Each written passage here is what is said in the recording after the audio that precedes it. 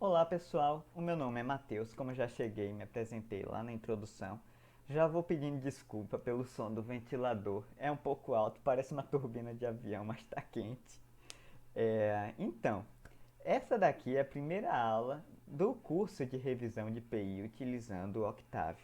Nessa aula eu vou tentar apresentar alguns comandos básicos do Octave e vou estar sempre tentando fazer um paralelo com o que a gente estudou lá no curso de PI, para que quando eu digitar alguma coisa aqui na tela, vocês se lembrem dos exercícios e dos exemplos que foram desenvolvidos lá em PI e consigam fazer o casamento, consigam fazer a associação e consigam entender o que está sendo produzido aqui na tela.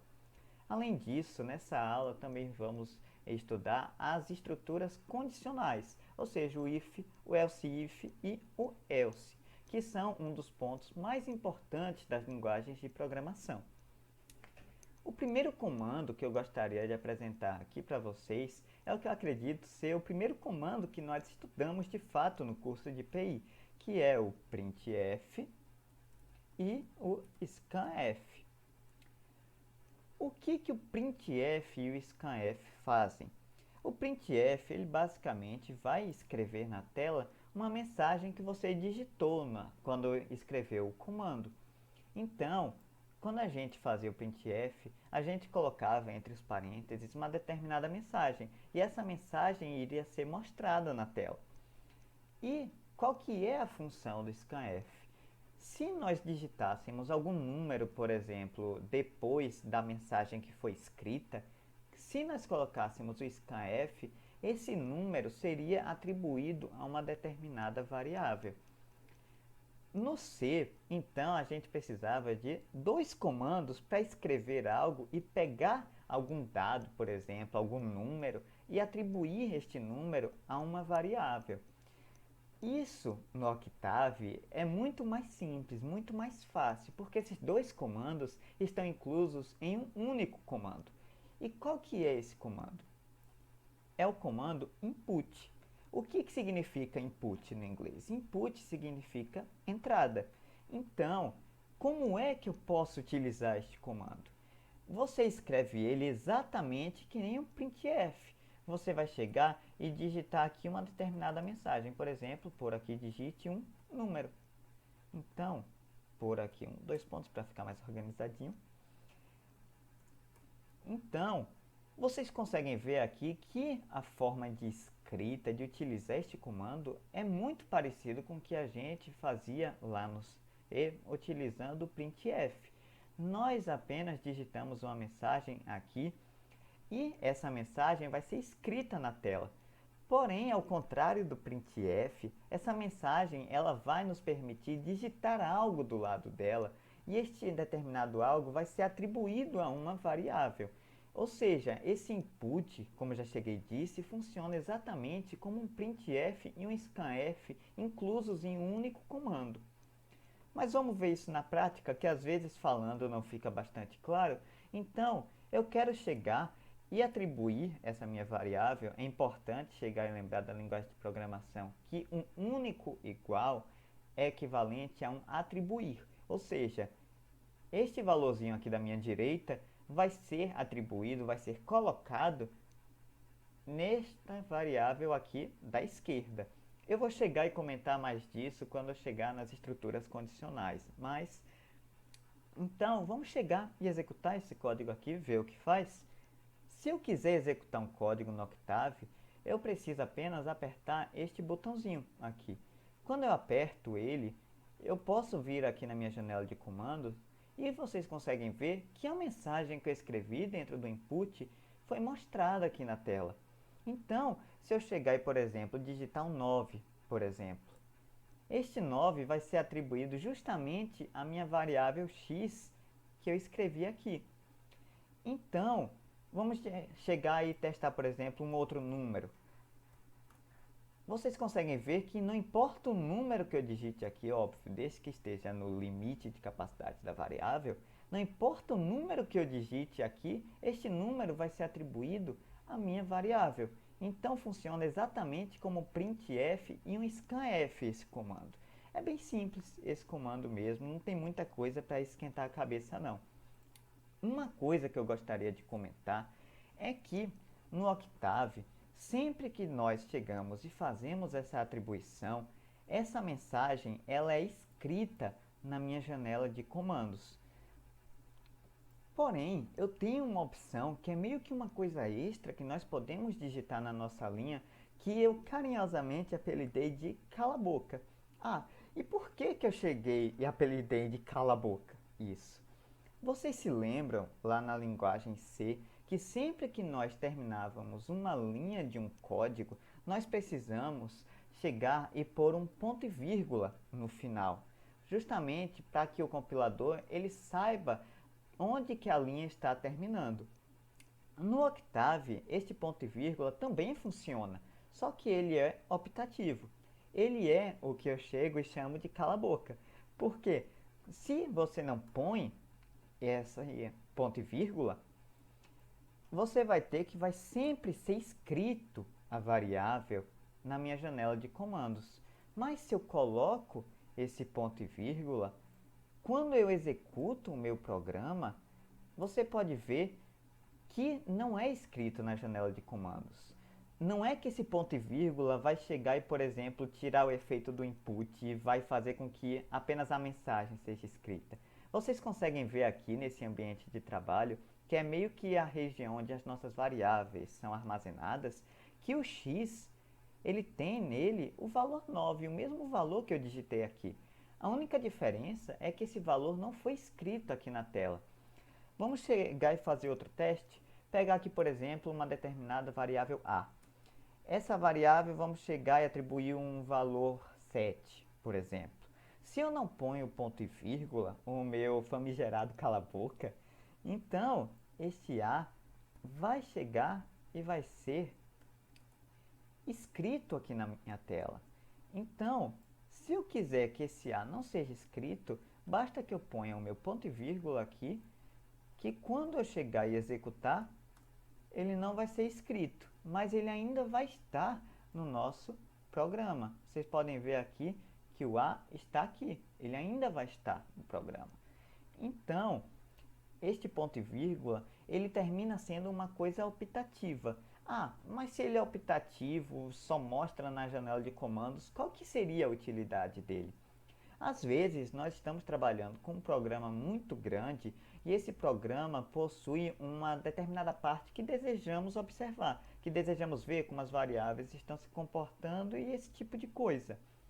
Se nós não pormos o ponto e vírgula no resto do código que não temos interesse, todo o nosso código vai ser escrito, todas as variáveis, todos os valores, todos os cálculos vão ser escritos na minha janela de comandos.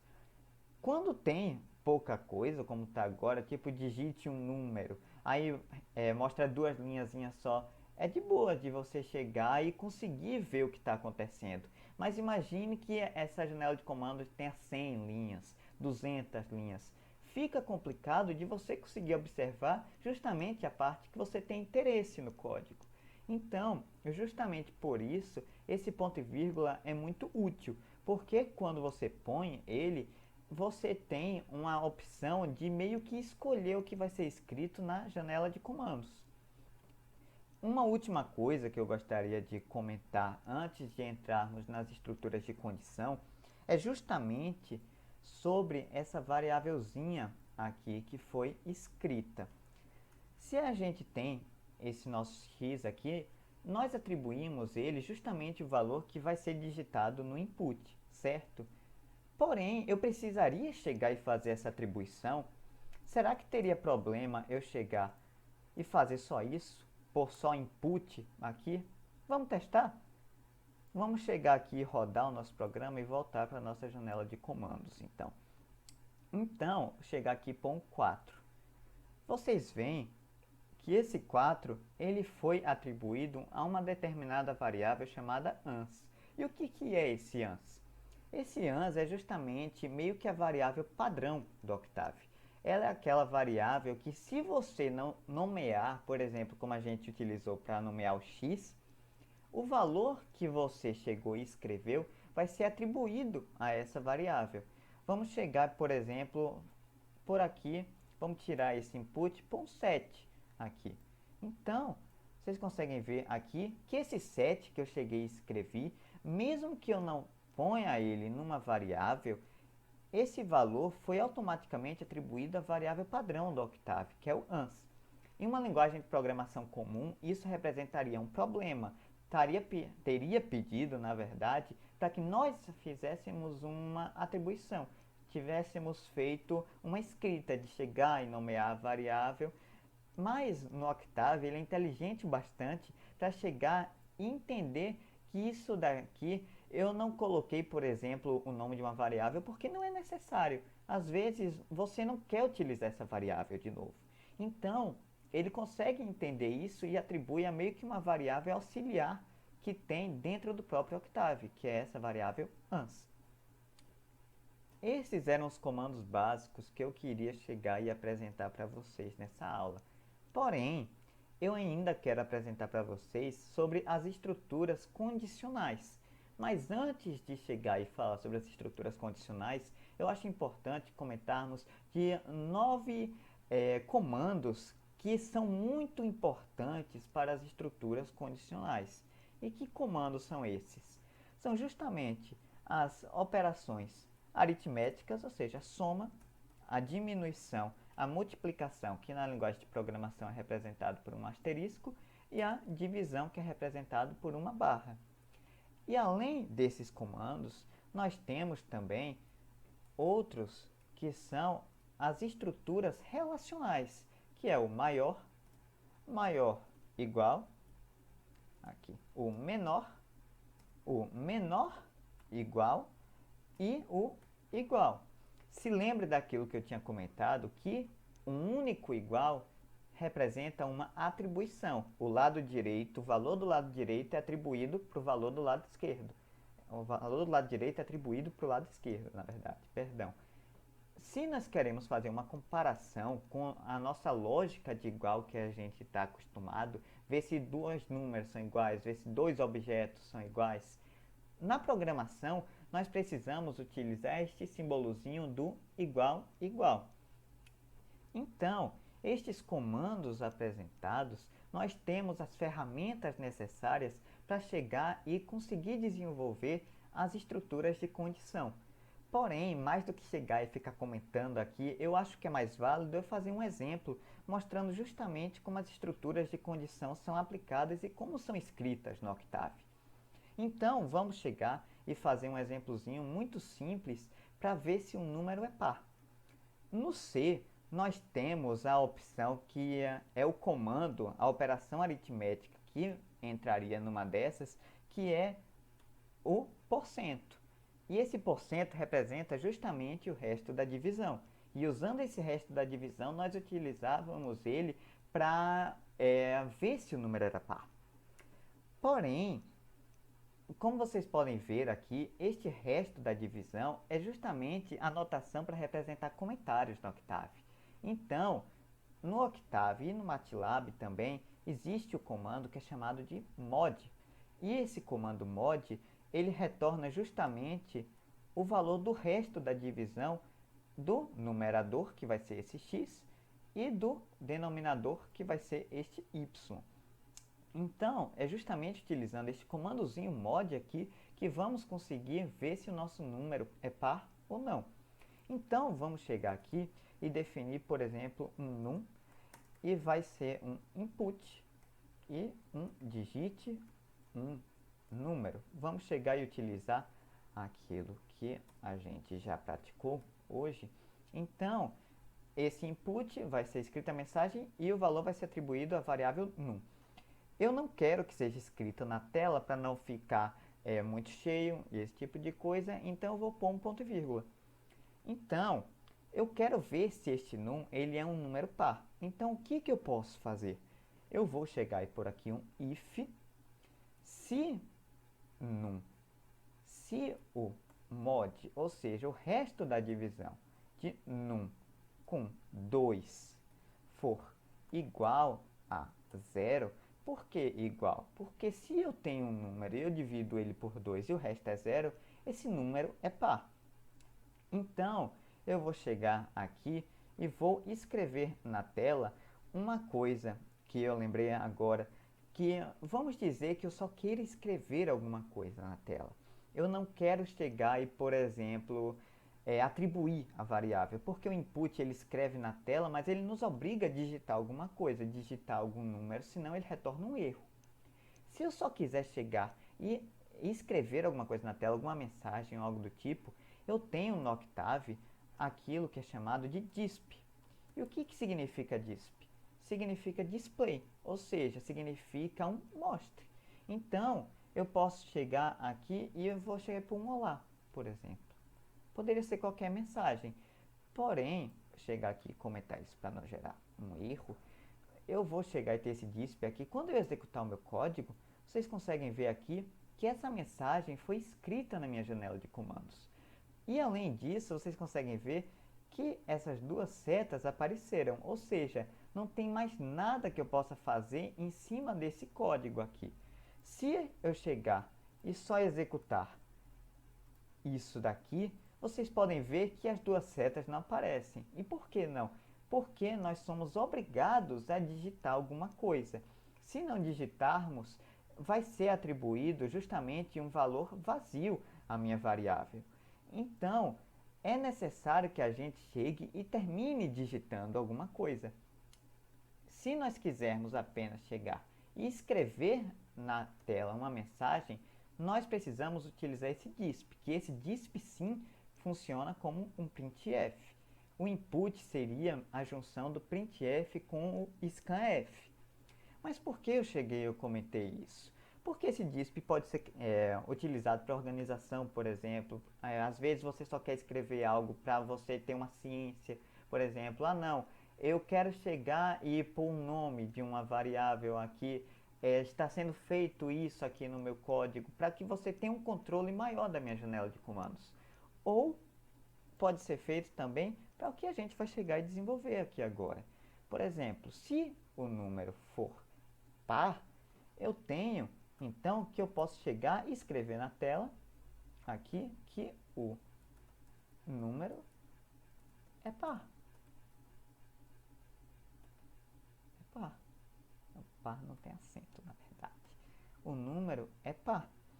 E eu vou pôr aqui um else justamente para, se essa condição aqui não for verdade, eu posso pôr um disp informando que o número é ímpar. Ímpar. Então, no C, isso daqui precisaria de chaves. Nós precisaríamos de outros comandos para fazer com que isso daqui funcionasse.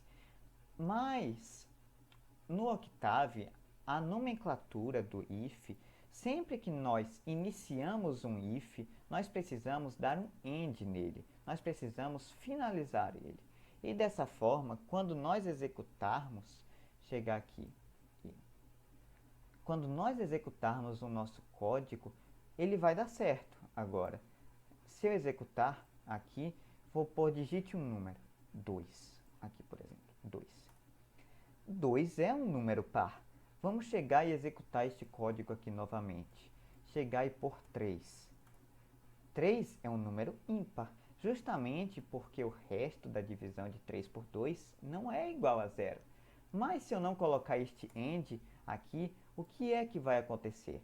Vocês conseguem ver aqui na janela de comando que acusa um erro, justamente porque sempre que eu inicio um if, eu preciso pôr um end finalizando este if. Eu não preciso pôr um end para o else. Este end aqui, ele se refere ao if, ele se refere ao começo. Ou seja, você está finalizando aquele bloquinho if, aquele bloquinho condicional.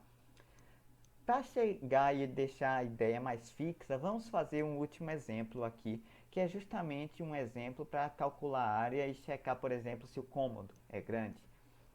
Vamos chegar aqui, vamos deixar esse num, e vamos chegar aqui o num, digite um número e vamos digitar um outro número, que vai ser justamente para representar a base e a altura. Vamos imaginar um cômodo retangular nesse caso. Então digite um outro número, por exemplo. Calma. digite um outro número, só para que nós tenhamos um controle de saber o que a mensagem a que variável se refere. Então, fazendo desta forma, aqui, vou pôr um ponto e vírgula porque eu não quero que seja escrito na tela, eu vou ter um num e um num2. Eu tenho aqui que a minha área vai ser igual a num1 vezes num2. Então, eu também não quero que isso seja escrito na minha tela. Então, eu vou pôr um ponto e vírgula. Com isso, eu posso agora iniciar o meu if e começar a escrever o meu código. Vamos chegar e pôr, por exemplo, se a área for maior do que 15, então disp o cômodo é grande. Vamos fazer um exemplo agora utilizando o else if também. Então, chegar e pôr aqui um else if. O que significa um else if? Se a área for maior do que 15, vai ser escrito na tela que o cômodo é grande. Se não for, então um else na linguagem de programação e no inglês, na verdade, ele significa um se não. Então, se não for mais essa determinada condição que eu estou escrevendo aqui, vou pôr aqui 10, e a área for maior do que 10, ou seja, se a área for menor do que 15, porque essa primeira condição foi falsa, mas a área for maior do que 10, então eu vou pôr aqui disp o cômodo é médio. E agora eu vou pôr o meu else. Por que eu não preciso pôr um else com uma condição do lado? Porque a ideia é justamente que o else significa um se não. Ou seja, se essa condição não é verdadeira e se essa não é verdadeira, o else vai ser executado automaticamente. Então, na lógica do nosso programa, se a área for menor do que 15 e também for menor do que 10, então eu vou chegar aqui e informar que o cômodo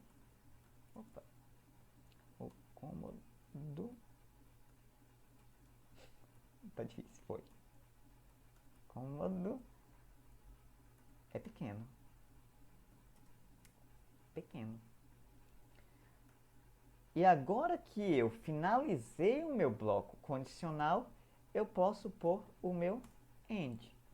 Então, com isso daqui, vamos executar o nosso programa, ver se ele está funcionando. Pode ser que tenha algum errinho, aqui estou fazendo isso com vocês agora. Então, digite um número.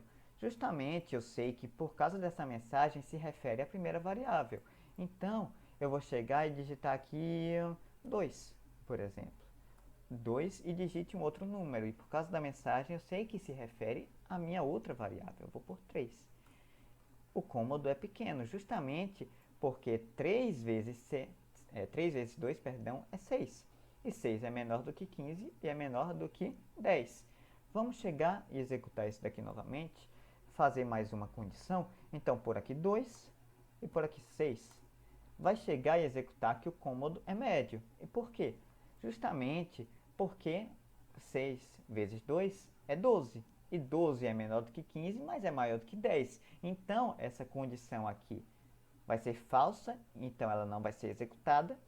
Mas essa segunda condição aqui, ela vai ser verdadeira, então ela vai ser executada.